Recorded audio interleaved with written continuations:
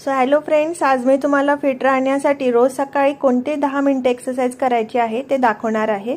या एक्सरसाइज तुम्ही 30 काउंट पर्यंत करायची आहे। प्रत्येक एक्सरसाइज नंतर 10 सेकंदाचा ब्रेक घ्यायचा आहे।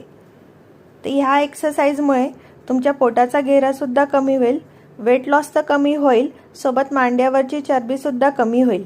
तर मैत्रिणींनो, 40 नंतर आपलं वजन झपाट्याने वाढायला सुरुवात होते। तर ते कंट्रोल करण्यासाठी आपल्याला रोज सकाळी ॲटलिस्ट 10 मिनिटं ही एक्सरसाइज करायला पाहिजे। त्यामुळे आपलं वजन तर कंट्रोलमध्ये राहील, सोबत आपलं जे मेटाबॉलिझम आहे ते सुद्धा व्यवस्थित राहील।